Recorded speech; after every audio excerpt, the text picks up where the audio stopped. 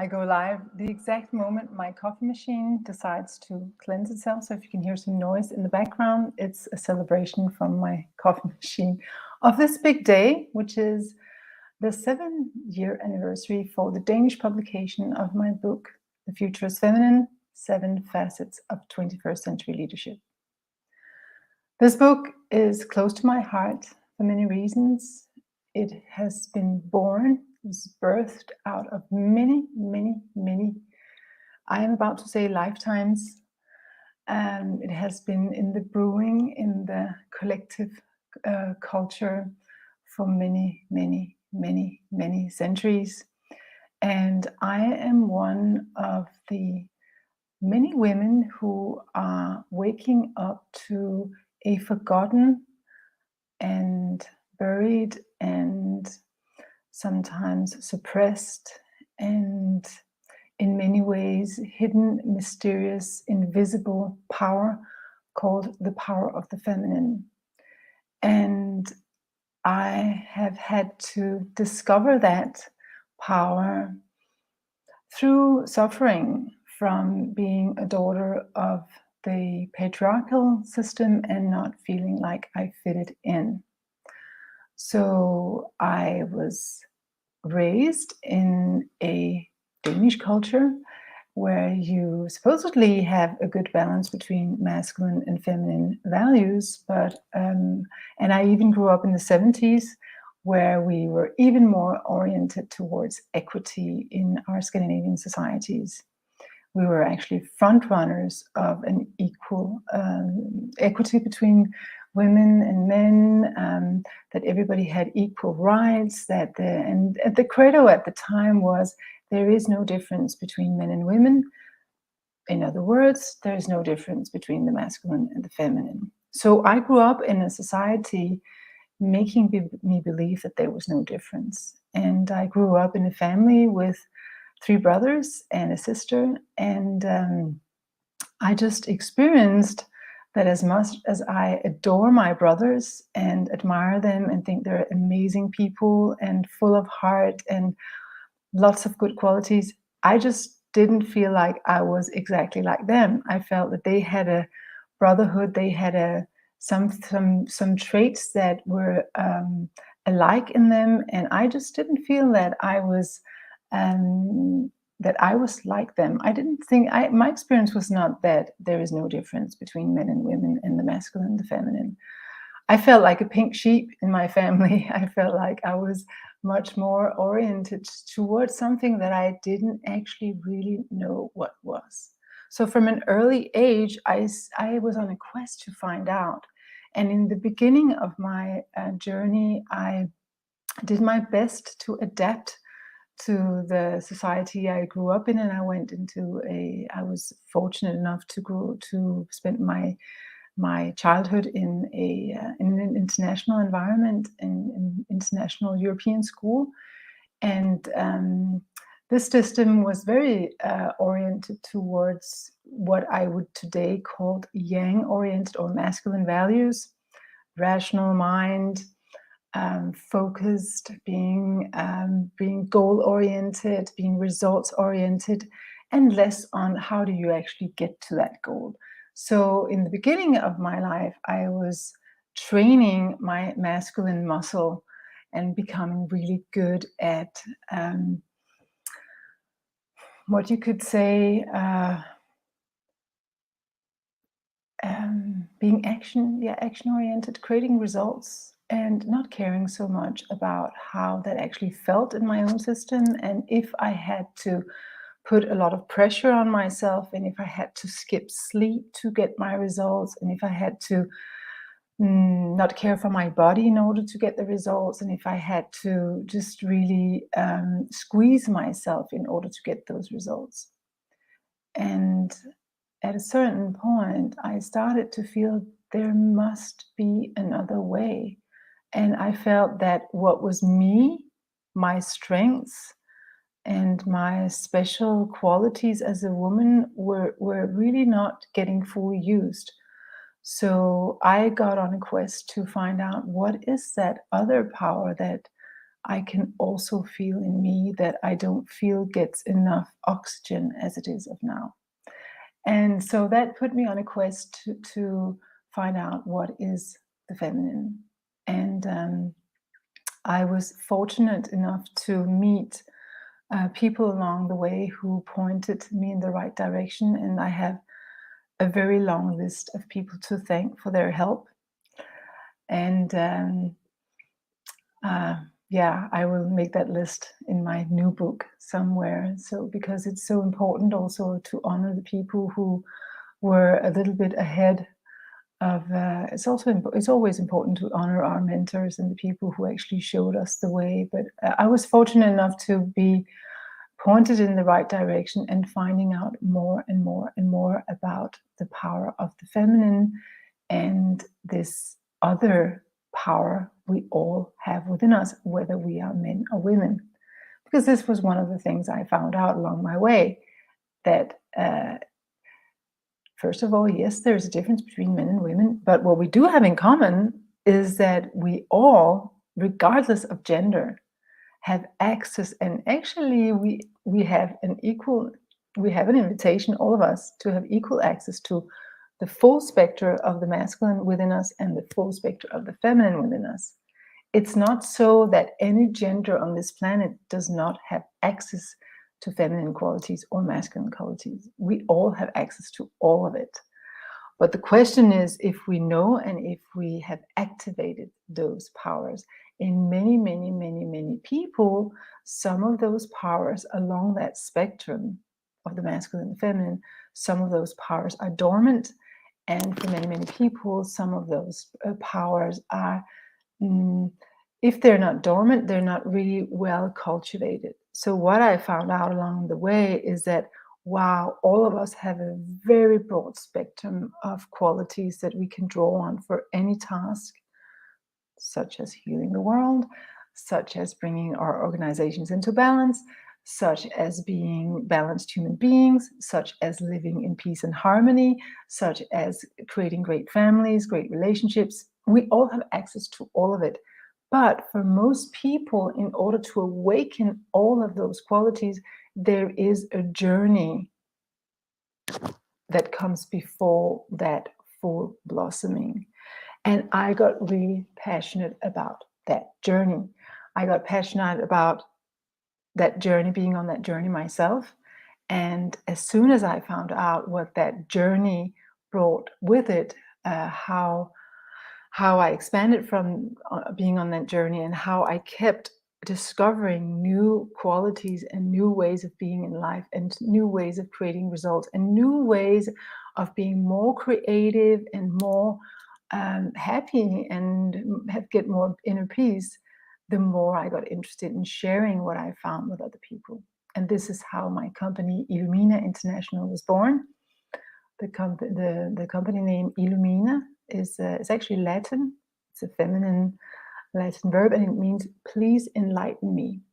And so my company is all about being a lighthouse. The company is supposed to be a lighthouse that is beaming light and that is calling upon all those other people who would like to find out, how do we unfold the full human resources we have within us? How do we become the most we can? How do we create the world that we love to live in? How do we create heaven on earth? So it's supposed to be a lighthouse, and it's also creating lighthouses. It's helping people becoming lighthouses who are way showers for others, and who can also be torches that point to the path that we have available to us, and also work for the light, work for that we all get a bright future, no one left out, and that we all get enlightened, so in the sense of awakening to our full potential, and seeing the light. Because as soon as you see the light, you can see, well, I don't have to stay in the darkness anymore. There is light, there is insight, there is consciousness, there is awareness. And the more I open up to that, the more joyful my life will be, and the more joy and peace and pleasure I can create for the people around me. So this long intro to tell you why I got interested in the feminine and why I decided to write a book about it. And I did that 7 years ago. And the book was born out of a crisis. For me, it was the kind of crisis that the world is experiencing right now. I had written many books about the feminine before this one. And I had also become a trend-setting author here in Scandinavia and had a quite large following and what you would call a successful company as a thought leader, as a headmaster of a self-created goddess school and an entrepreneurial school for women. And I was a successful keynote speaker. And yeah, I had a very, very, very beautiful life. And I was very grateful for it. And I think I spread a lot of, yeah, you could say people would probably say I spread a lot of rings around me. So everything was sort of going very well. Besides that, I got a very big shock in December of 2011 when my middle son was diagnosed with cancer, and not only cancer, but turned out to be highly aggressive, incurable cancer. And even though we managed by miraculous methods to cure his cancer, he died at the age of 7 years and 4 months young. Not from the cancer, but from a side effect of the healing modalities we had used. And that was what I call my ground zero. It was when my entire world crumbled, where I had a very, very, very long, dark night of the ego, where all the things I had believed in, all the things I had worked for, all the things I had taught other people, I questioned all of it. Because if this could happen, my son, my beloved, adorable, adorable son, 7-year-old son, if he could not only get cancer, but die, I mean, what was all my methods and teaching worth? So I had a very, very, very, very long, dark night, the night he died. And I basically saw two options, two paths ahead of me. Option A, just allow the darkness to take over, just allow myself to follow the natural law of gravity and go down the drain and take my children and my family and my company and my surroundings with me. That was option A. And I could see that's not an option really, because I had 2 other children and I knew they deserve a happy mother. So I can't go down the drain. So what is the other option? And I remembered I had read in a book by a wonderful Danish author called Lars Muhl. He had written a book where he quotes a guy who he calls the seer, and the seer says, "Why go down when you can go up?"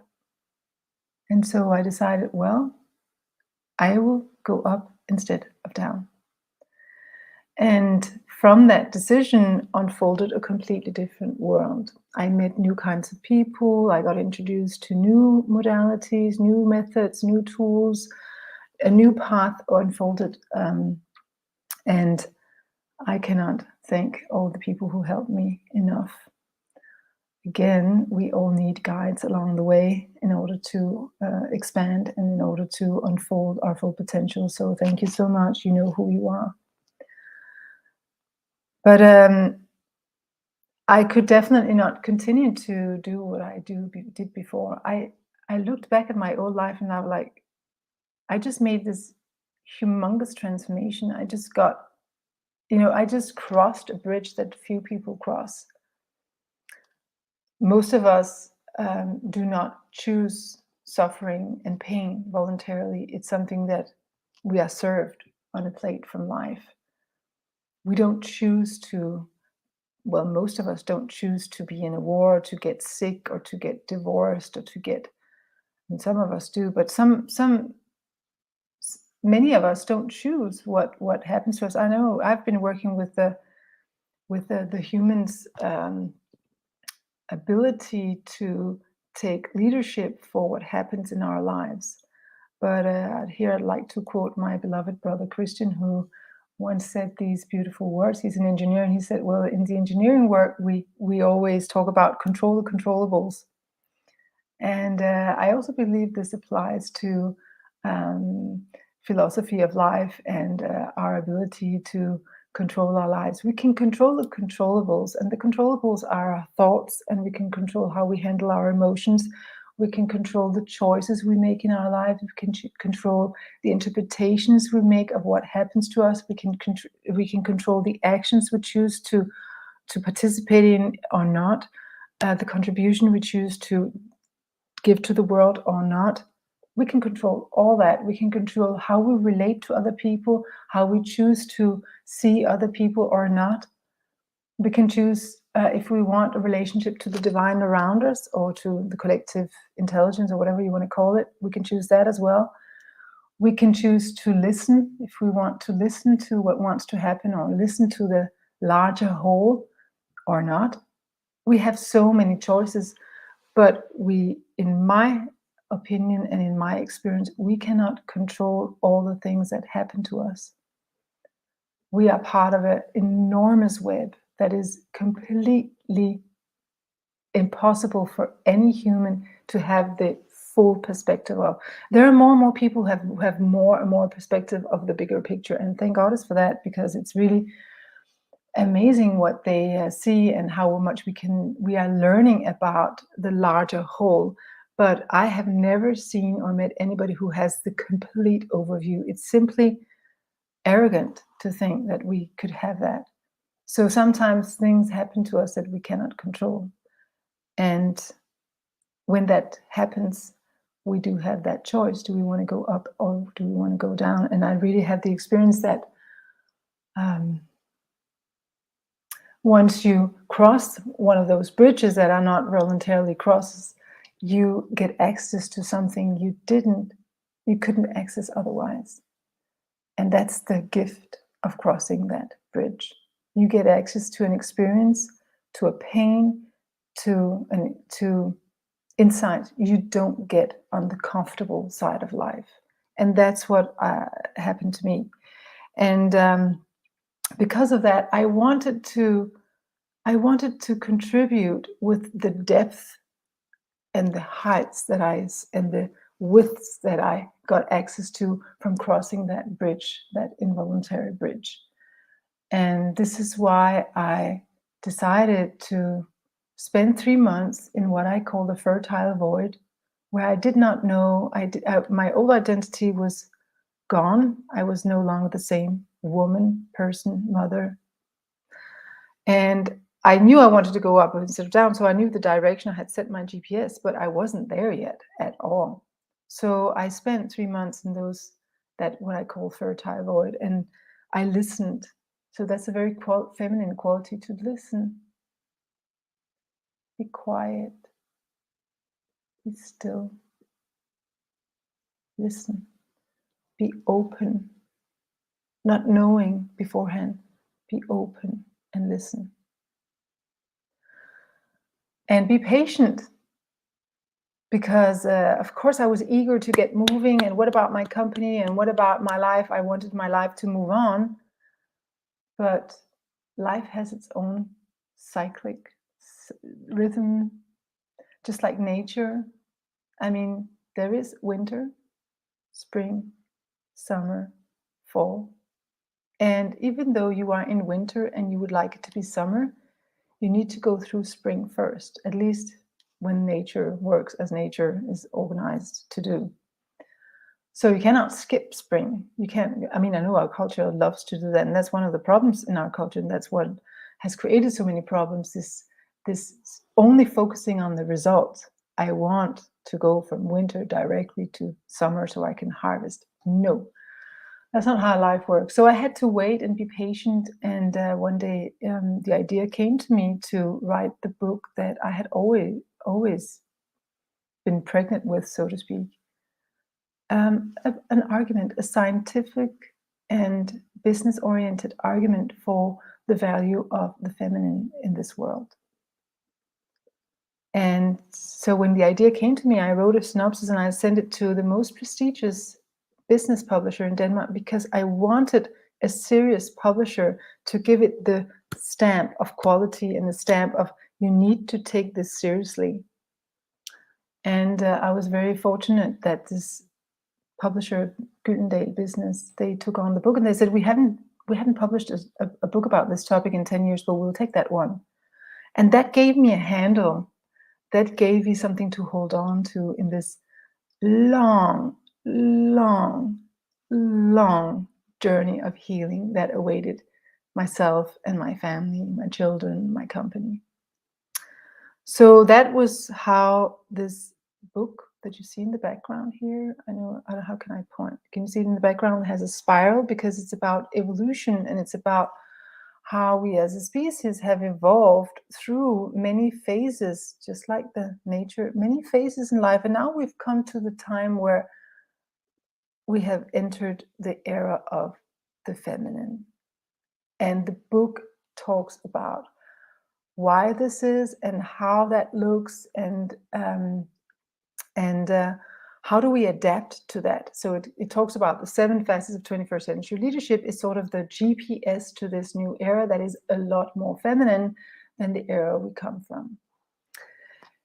And I published the book on Halloween, which is the day I make this broadcast, because to honor my deceased son,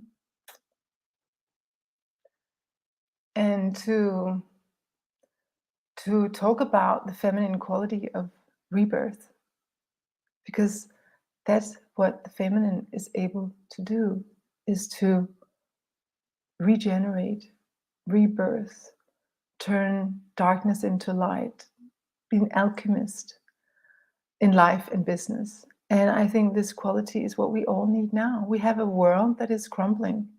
If you look at democracies, I mean, it's becoming a joke how we manipulate with people's opinions, with misinformation, what we hide, what we censor, what we don't tell people up front.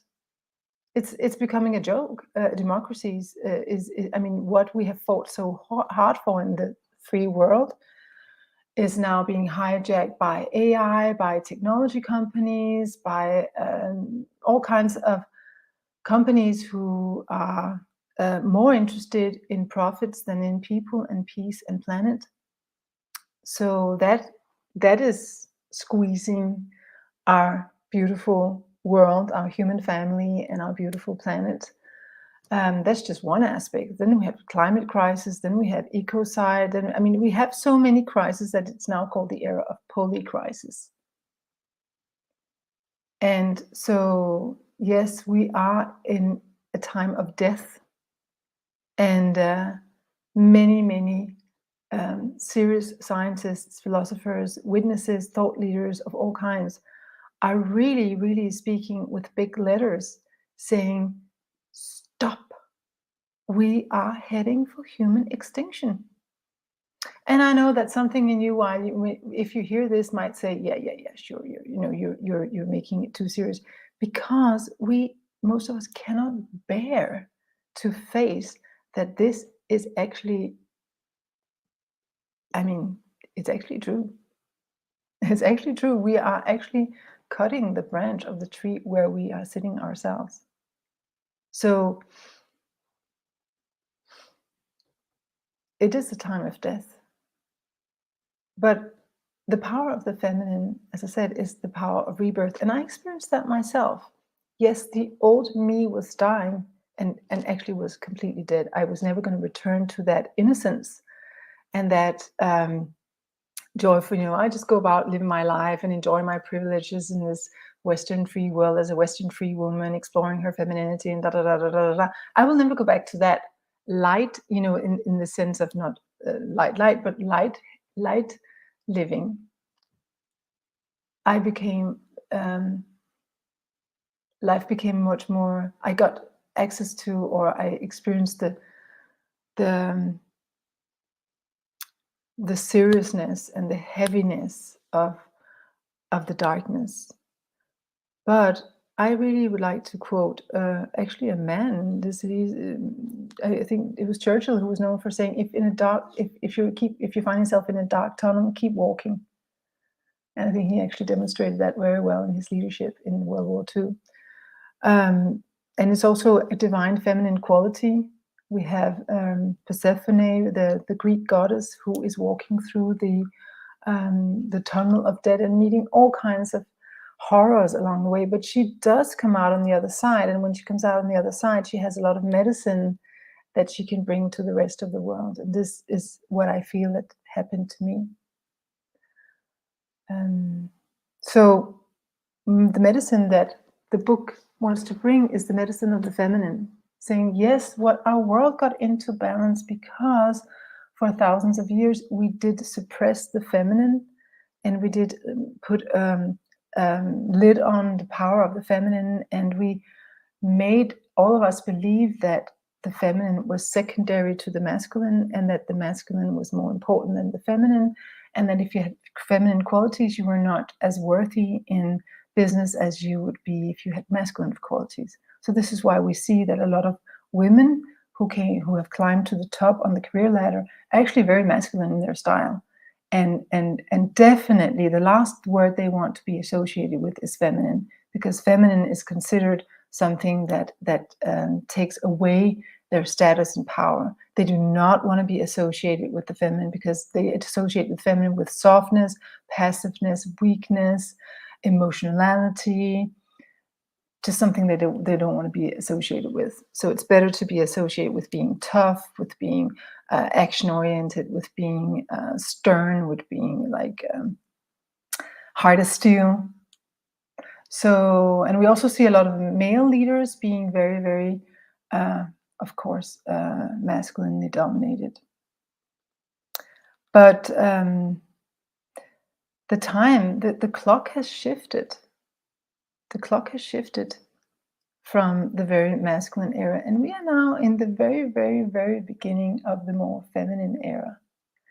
And it's in perfect time. It's last minute. It's just when, if we would have been one more minute in that masculinely dominated era, we would have crumbled. But that's where the great mystery is. Hallelujah. Because in the last minute, the clock shifted to a different era. We shifted from the Piscean era, where we were, the symbol for the Piscean era is two fish that swim in different directions. So everything was just like, the right hand did something that the left hand needed to repair. We had on the one side family, we had on the other side career, and they were constantly working together like oil and water. We had, either you're rich or you're healthy, either you're a good person or you are a successful person. It was always like the opposite. You could not have things, going together in a wholeness. But we have entered a new era where it's about the freedom to unfold all of our unique qualities, and of collaborating and co-creating and uniting our strengths to join forces for the greater good of all. So it's a completely different paradigm, and that's where you need the feminine qualities, because that new paradigm is impossible, impossible, impossible to live without the feminine. But we need to understand two things. We need to understand, one, what is the feminine? We need to understand, two, how do you upgrade from the distorted feminine, the immature feminine, to the mature feminine? We need to, three, understand how do we upgrade the distorted masculine to the distorted, to the healthy masculine, and how does the masculine and the feminine work together in harmony, in synergy, so that 1 + 1 is 11 and not -3. And we also need to understand how to upgrade from make a vertical upgrade from the egoic operating system to the essence-based operating system. So that transformation, that paradigm shift, will lead us to a completely different world. And that's promising. That is the promise of a bright future. That is the promise of heaven on earth. And that is possible for all of us. And I've experienced that transformation myself. And I have found all the tools and gathered the tools to make that happen. And I serve that in online courses and leadership trainings and executive trainings for top executives and in talks and more books. So there's a new version of the Danish or the Scandinavian version coming out in 24 with all the updated material that I have gathered in the 7 years that have gone since the Danish version was first published. And it's so promising. And it's also the prerequisite for all the new leadership trends you hear about.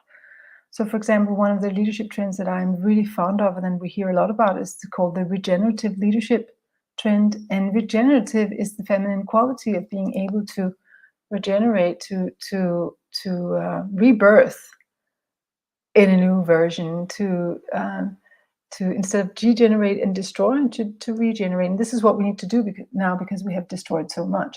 But a prerequisite to do that is to embrace and embody the feminine qualities. And so I once talked to a leadership consultant, and he said, to be honest with you, all the new leadership trends are, if you boil it down to what the essence of all the new leadership trends is, regardless of what they're called, the essence is that it's about the feminine. It's about feminine qualities, not without the masculine qualities, but in a new order. So whereas we used to put the masculine foot first or masculine action first. So I have a goal, I make a strategy, and I run as fast as I can to execute.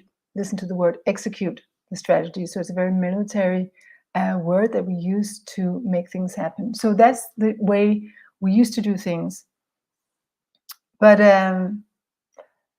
now we have found out that if we just execute all the time, we might be working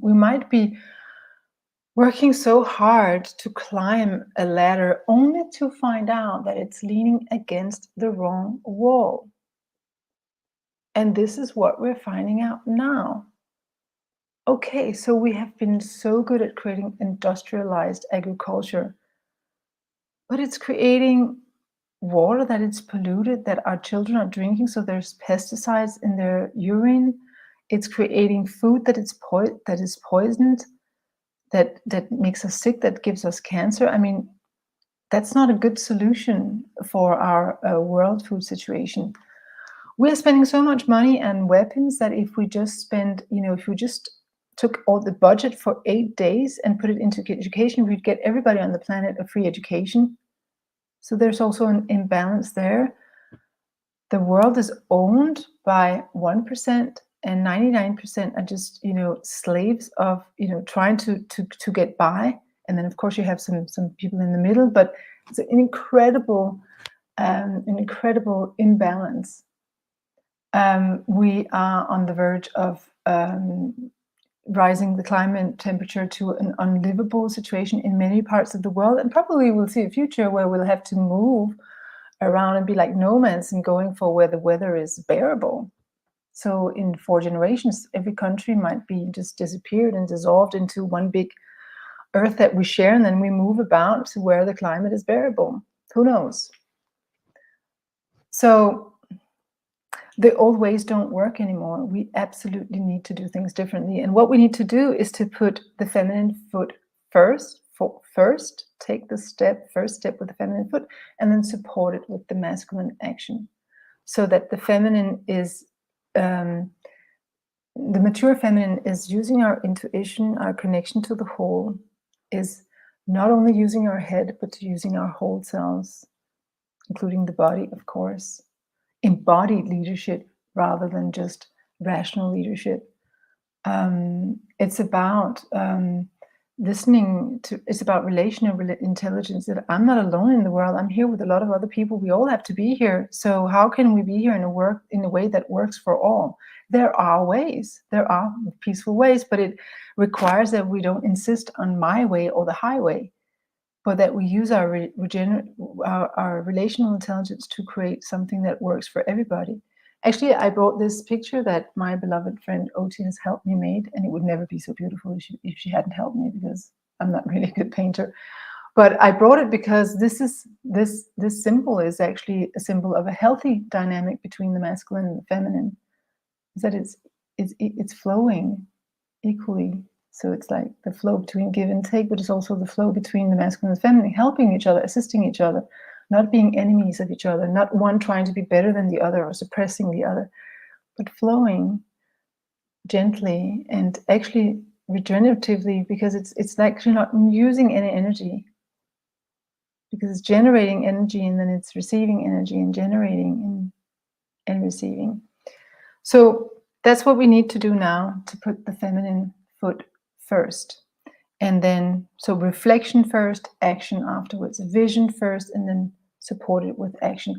And not only a vision that's about me, so this is the vertical axis, we need to say, what is the best solution for all of us? What is the highest good of all? That's where we need to set our GPS. I just talked to a company a few hours before I started this, and I was so inspired by their CEO. I think I can mention what they're called. They're called Better Energy, and I heard from one of his colleagues that the CEO always starts meetings with saying, we start by just getting aware of the planetary limitations here. So this is the common good of all, planetarily. And then we take our decisions from there. I mean, that is the new leadership. That is the highest good of all is our GPS. And then we work backwards from that. Then we use our masculine qualities to create something that is in alignment with the highest good of all. But we definitely don't just think of me anymore, or just act without reflection. No, that is too expensive. It doesn't work anymore. Two weeks after I published The Future is Feminine in Denmark, it was actually a difficult time to publish it. I insisted on publishing it on Halloween because I wanted to honor my deceased son, but it was not a good time to publish it because everybody was preoccupied with the US presidential election. And for the first time in history, there was a woman running for president, and she was running against a man, and maybe you can remember who it was. But 2 weeks after my book was published in Denmark, Trump won over Hillary Clinton and became the president of the United States. And I don't know if you remember the pictures, the cartoons on Facebook with the Statue of Liberty doing ashamed, because what had won was the an extreme version of the old masculine, the patriarchal, when it's you could say at its most extreme, the my way or the highway, the not so considerate about, to say the least, about other people and about uniting. It was a very divisive leadership that entered and created more polarization instead of uniting. So the masculine quality is to separate everything into little boxes so we can study all the parts, and that's a great quality for example, developing technology or systems. But it's not a good quality when it comes to human beings, because we are not just parts. We are the sum of the parts. We are the whole. So actually what we need is leadership that unites us, that makes us aware of what we have in common and brings us together. And so we had a few years with a leadership that was very, very masculine. But I always said in the beginning, when this happened, I said, no. People said, well, then the future can't get then the future can't become feminine. And I said, well, it just became much more feminine, because that pole shift, when the pole goes very much to one extreme, by definition, it will bounce back into the other. So actually, I thought it was quite good for the feminine future to get a very clear experience of the distorted masculine in action, because that would wake us up to we need more feminine qualities. And what has happened is indeed that we've seen a lot. I mean, more and more and more people. It's like people are coming from everywhere, where the most remote places, and turning out to be leaders of a new humanity. I just read about a Peruvian, he's actually a Peruvian peasant, and he is, you would think, oh, a Peruvian peasant, what can he do? What difference can he make? And that's how we used to think in the Piscean age. Yeah, little me, what can I do against the enormous mountains? I can't move those mountains. But this little Peruvian peasant, he is actually suing, I think it was one of those big oil companies, because they're destroying the environment in his area, and he's just he's not accepting it. So he's suing one of those enormous energy companies. And that's an example of how people step up now and demand that we take care of this beautiful planet, and we restore what we have destroyed, and we regenerate what we have extracted and demolished. And we have seen in the last 7 years a rise of the divine feminine in both men and women. People standing up for the power of the heart, people standing up for the power of nature, people standing up for peace. If you listen to the discourses around,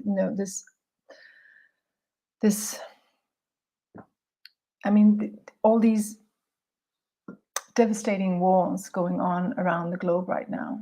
And now we're focused on the Middle East, but let's not forget they're going on in many other places as well. We can see that the discourse has changed. We used to be them and us, and I'm on this side and I'm on that side. Now there are more and more people, even from one of the camps, Israel, Palestine, Hamas, who say, I'm on the side of peace. That's the side of uniting, of unity. I'm on the side of peace, the highest good of all. So that message comes from men and women and companies, like I just said, this company, Better Energy, who we are all about being a solution to the problems that we experience, and not part of the problem. More and more companies are joining that movement, and the movement is coming from the inside out. So the yin part of us, the feminine part of us, is the inside, is the invisible, it's the mysterious, what's invisible. The yang part of all of us, the so-called masculine, is the visible, the tangible, what you can see. It's like the outward going energy. More and more people are turning inwards, and once they've been visiting inwards and really been digesting, how am I living my life? What's the higher purpose of my life? What do I want to do differently in my life? What gives me joy? What gives me peace? What kind of legacy would I like to live? Then they come out and they take a different kind of leadership just by being who they are. They start beaming a different energy. They start making different choices. They start using the power to control the controllables to do something completely different. And working for the highest good of all, working for the light, working for the bright future, working for more feminine qualities such as love, compassion, peace, synergy in relationships, living in harmony with nature, living in harmony with community, living from the light within. So this movement is happening from the inside out and from the bottom up. So this gives a lot of hope for a bright future. But we cannot stop here. Right now, it's still a minority who's getting it. And still, I'm part of that minority. And I know how much work it takes to keep evolving, even being part of the cutting edge of this movement. So there's so much effort that still has to be put into keeping this movement alive, making it bigger and bigger, like a snowball effect, and getting more and more people to come along. So we cannot rest on our laurels now and just do nothing. We all have to come forth and take co-leadership for the change we want to see. And this is why I'm more eager than ever to bring as many people on board this journey as possible. And fortunately, I'm not alone. I have beautiful colleagues who are doing amazing work. I mean, some of you are listening to this right now. So, Mikala, I know, is doing embodied feminine leadership. Karun is doing her work in South Africa. So we have people who are doing this all over the world. And thankfully, we are uniting and helping each other as sisters and brothers. And that is very necessary because we are still a minority. But it is happening. It is happening and it cannot be ignored. And we have a great help from a lot of trends that have happened and have been really accelerating after COVID. The Great Resignation. No, I don't want to work for a company that is not in alignment with my values. Why should I do that? It's too expensive to deliver the best of my energy to a company that is only interested in profit and not interested in people and planet and peace. Why should I do that? Especially if the young people are like, I mean, this makes absolutely no sense. I mean, if we're going extinct in 30 years, let's have a good time while we're here and do as much as we can to have to better things. So you're not going to get the young, fresh people with their creative ideas on board if you don't align. And a lot of companies are fortunately seeing that now.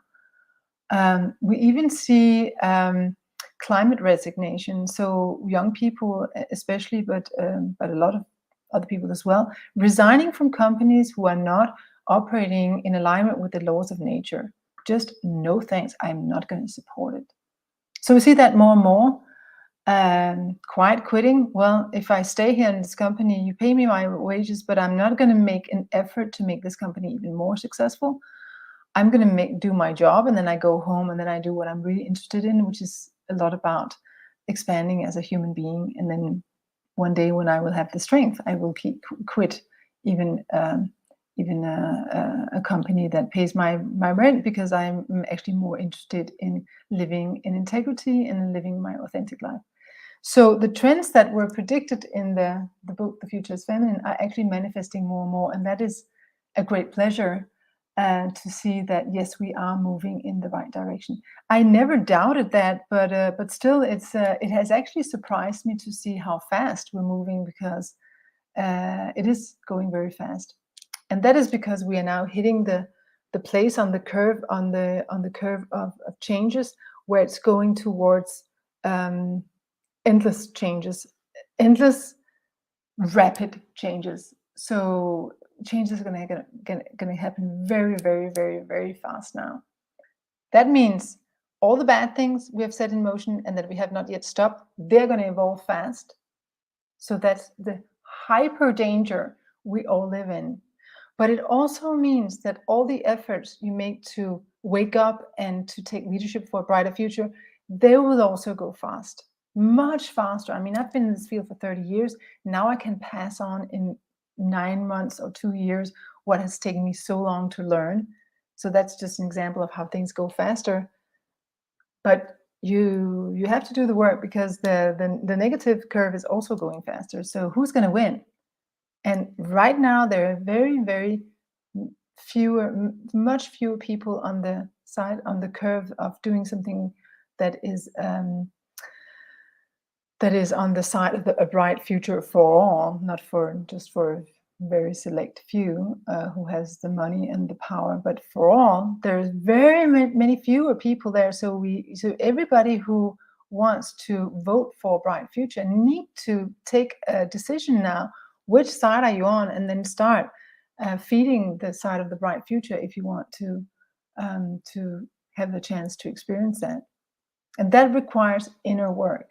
So again, if you haven't worked with unfolding your inner leadership and discovering the light within, and turning up the light so that it really shines, and then even you get convinced about your own life, it's time to start. Because we don't have much time left. We have a few years, and then the future will be determined. So it's about amping up. All right. So I just want to check if I had announced something that I have not spoken about yet. And of course, if you have questions, you can write them. Yeah, I have actually, I told you I also wanted to talk about my experiences with sharing this wisdom with men, and that is something I just want to address, because when I published the book, I was booked for a lot of speaking engagements, and sometimes I would come out to a company, and it was quite clear that it was the woman in the company or the female HR leader who had booked me.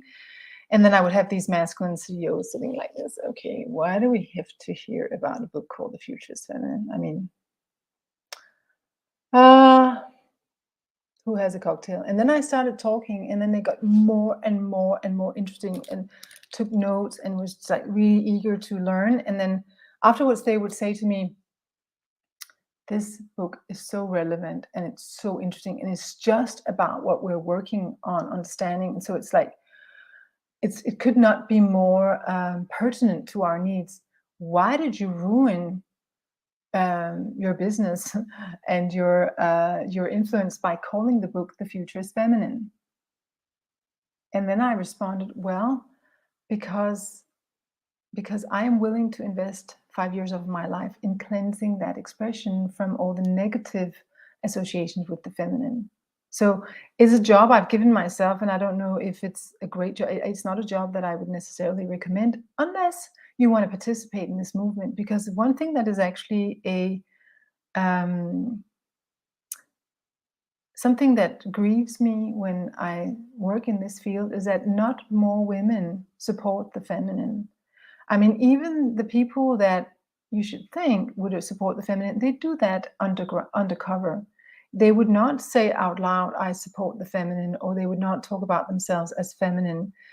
They will still align to the masculine discourse, and it's smart in the sense that you get access then to more this, that, and the other. But as long as you don't really fully embrace and are proud of the feminine power, then you will still be playing on the masculine field, in the masculine. You will not be changing as much as needed, because you still are ashamed that you are actually feminine. You are still not fully okay with it. You're not fully okay with showing who you are, and you are not really wanting to use the term that is appropriate to use for that part of us that is referred to in the Eastern culture as yin, the yin part of us. You are still you're still participating in the suppression of this quality. I'm sorry to say, but I think that's one of the shadows of the feminine. I have so many students at my leadership training, students, it's maybe a bad word, leadership participants who come to my trainings, and they are healed, like from totally the core, and they are lifted from the core, and they are being filled with light, and they are being filled with feminine love, and still they go out and do not want to admit that they got help, because they would like to show, just like the men, I did it myself. This is an old masculine, the lonely hero myth. And also they will not say that they were helped by the feminine. So that's very interesting, that we still have that fear that the feminine is not as good as the masculine, and we better hide it, and we better just like, yeah, we do that in secrecy, and then we don't tell the world. And so I hope that my next book will make you proud of being feminine. I hope that when my international book comes out, you will proudly say you are a master of leadership based on the feminine model, which is the leadership of the future. It is. It's not because I say it. It's just because it is. It's been even predicted for ages from indigenous cultures and wise people, and it's just how it is. So just watch, and you can help that movement happen, and you can be part of that movement by embracing the feminine in yourself, and also by sharing I have an example here. Mikela is actually a beautiful sister who took my trainings, and she is sharing it with the world. She's like, hey, I discovered something that lifted me. Come and see. And this is sisterhood. This is the new way of helping each other and helping a movement grow. Of course, this makes me like, at forever at her service, like, how can I help you? It's like, that's how we create this relational, beautiful harmony. And that's, I believe, the way to go. That and there's a shadow of the feminine, which is about not helping each other as women. And that would need to be overcome, because, and here's like my final big message, the world cannot get into balance before we are in balance. It is not technically possible. We are the world. We are nature. We cannot restore nature to its balance before we restore the balance within ourselves. The balance we need in ourselves is this balance between the masculine and the feminine, a complete flow between those two primordial energies. That cannot happen without you doing the work of making it happen in yourself. And my message for women is, if you don't integrate the feminine and are proud of your feminine qualities as well as your masculine that you master so well already, if you don't honor the feminine, who is going to honor the feminine?